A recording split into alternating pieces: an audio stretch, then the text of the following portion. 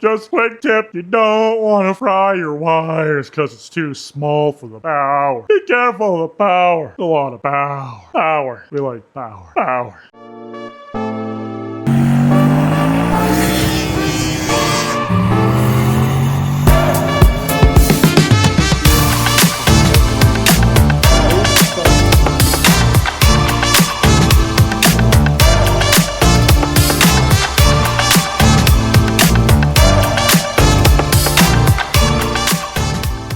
Welcome to the vlog today. Today, we are going to be dealing with doing a big 3 upgrade on a drag car. So what we're going to be doing is we were running 4 gauge wires for our old alternator, which was fine because that was a 145 amp alternator. But now we got this brand new fancy pantsy PowerMaster 220 with a Motion Raceworks pulley on it, and the 4 gauge just is not enough, especially because our battery's in the back of the car. The longer your run is, the higher gauge, or I should say the thicker gauge, they're going to want you to get, and you're going to want to get, because you don't want to be frying wire. Now I'm going to show you guys how we're going to be doing this upgrade, and it's pretty simple. Now to start, we need to put our OEM plug into this port on our alternator, so we're going to do that right away. All right, so put this guy in. Okay, that's done. Now what we'll be worrying about now is these connections here. Now this is our negative where we're going to run something to the block. And then with our positive, we're going to be running a whole new wire that's going to run from here to the starter, and then from the starter to the relay panel. We already have the right size. It goes from the relay panel to the battery, but we're going to get the rest of the wires switched out. This is our old wire. And if you look, you can kind of see it's a little thinner, but if you look over here, a lot of these cables are going to be marked with what size they are. So if we look along here, we can see if I can get to point out what we want here, right here, 4GA. So that's going to be your gauge. Now we want 1/0. That's 1/0. It's a lot thicker. The lower the number will be until you get to 1/0, the thicker the gauge is. All right, so we're going to get started by running the grounds. We're also going to upgrade the block from the block ground to the frame, so that's going to get upgraded. And then we're going to be running the power wire.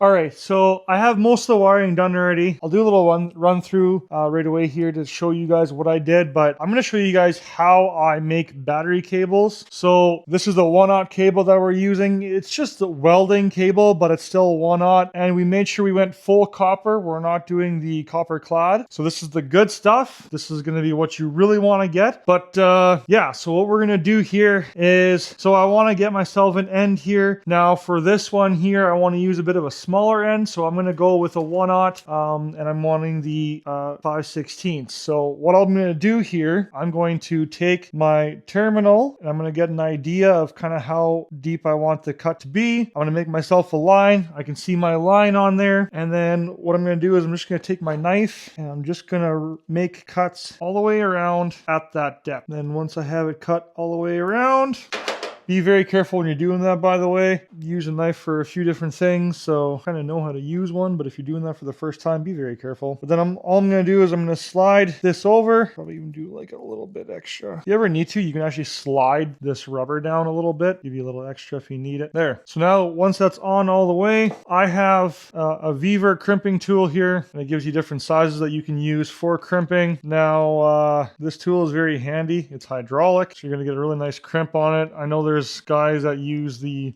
smash style. That works too. Now, when I run my crimp, what I want to do is I'm going to be pulling, or I'm going to be pushing up on here as much as possible, so as much as the wire is going to be going in. But what I'm doing is I'm making sure that my crimp's going to be like a little bit of space from where it's flared, but kind of close to where it's flared. And then I want a nice good crimp on there. Now, you never want to go past where where these guys are touching. You don't want to try and get those guys to clamp down on each other. That wouldn't be good. And then, as you can see, we have a nice good solid crimp on there. Then always grab it, make sure it's nice and tight. It's nice and tight, and then that's ready to go. Now, after that, what we're going to do is we're going to take our shrink tube. I made sure I have the proper size shrink tube here, and then I want to place it so that the shrink tube right where it starts to go into like where the cable is, that's where I want my shrink tube to be placed. And then we're just going to grab our heat gun, heat it up. Don't stay in one spot, just kind of move it around, and there you go.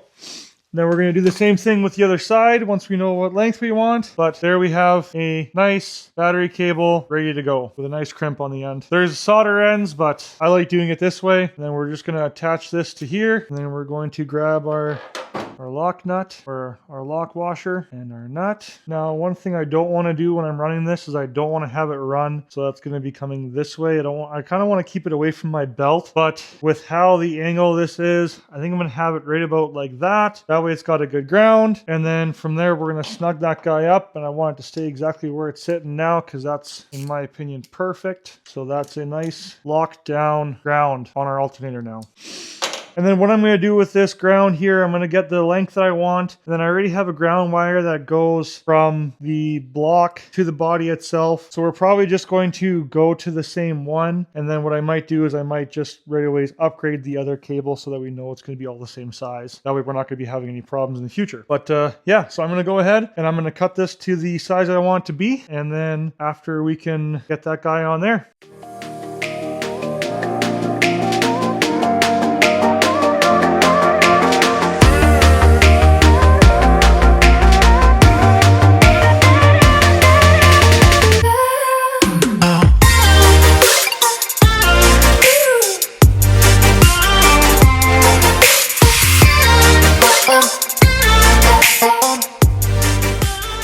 There you have it. I did my big 3 upgrade. Now this is not a full upgrade. Like I said, we had the proper wire going from the relay panel to the battery, so that one should be fine. Double check the stamping on that one, and again, what we wanted was 1/0. If you guys want to know what it's like to measure properly, this is how much I have left from the cable that I ordered. That's it. That's how much I have. So yeah, not bad if I do say so myself. But anyway, so I'll do a quick rundown of what we've done. So the cable here is our positive. So this one goes down, and I'm running it this way, and it actually comes up, and you zip tie that back onto there, but that's fine. Goes up, it goes down to the starter. Now from the starter, I have a cable that goes to my relay panel. From the relay panel, there's a wire that goes back to my battery. And then from the battery, there is the proper switch. So you gotta have a kill switch with the race car. Now with our grounding, what we did here, number one, we have our OEM 1-wire hookup here still, so that's all hooked up. And then for the grounding, we went to the bracket that this one has, especially because we have the ICT billet